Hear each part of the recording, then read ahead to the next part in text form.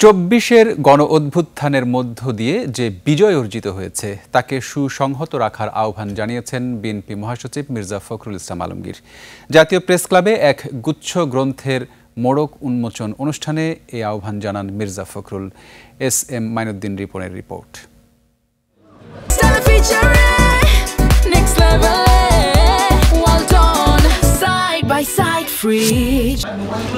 Professor doctor Mahbub উল্লাহর ৮০তম জন্মদিন ও তার প্রয়াত সহধর্মিণী উম্মে সালমা আলো প্রণীত গ্রন্থসমূহের প্রকাশনা উপলক্ষে আলোচনা সভা।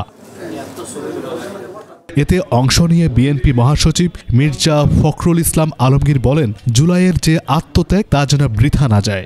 ২৪-এর জুলাই আন্দোলনের মধ্য দিয়ে আমরা যে বিজয় অর্জন করেছি, আসুন সাইফুল ভাই বলেছেন আমরা সবাই মিলে সেই বিজয়টাকে সুসংহত করি। আমাদের মধ্যে মত পার্থক্য থাকবে, কিন্তু সেই মত পার্থক্য যেন আমাদের যে আশা, আমাদের যে স্বপ্ন, এই যে ছেলেগুলো প্রাণ দিয়েছে তাদের যে আত্মাহুতি যেন বৃথা না যায়, আমরা আমাদের স্বপ্নকে যেন বাস্তবায়িত করতে পারি। এতে অংশ নেন বুদ্ধিজীবী, রাজনীতিবিদ ও নাগরিক সমাজের অনেকে। আলোচনায় উঠে আসে ডক্টর মাহবুবুল্লাহর বর্ণাঢ্য জীবন ও বাংলাদেশের রাজনৈতিক ইতিহাসের নানা অনুষঙ্গ।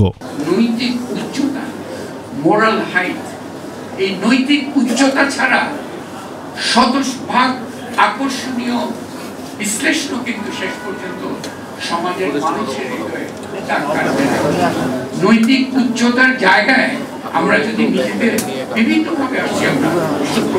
অন্তর্বর্তী সরকারের উপদেষ্টা ডক্টর মোহাম্মদ ফাউজুল কবির খান ডক্টর মাহবুবুল্লাহর বঙ্গভঙ্গ বিষয়ক বই থেকে ভারতের 7 সিস্টার ও দেশীয় কাঠামো নিয়েও আলোচনা করেন। প্রধান উপদেষ্টা বলেন যে এই যে আসামের এবং ওই যে 7 সিস্টার কান্ট্রিগুলোর হবে কি বলে যে বাইরে যাওয়ার পথ হবে আমাদের চট্টগ্রামের সমুদ্র।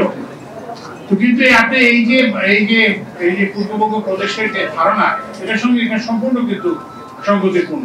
ডক্টর মাহবুব উল্লাহ তার সহকর্মী, বন্ধুবর ও শুভাকাঙ্ক্ষীদের প্রতি ধন্যবাদ জানান। ওনার এই বই লেখা পর্যন্ত বেঁচে থাকার কথা। এস.এম. মাইনুদ্দিন রিপন, ২১ টেলিভিশন, ঢাকা।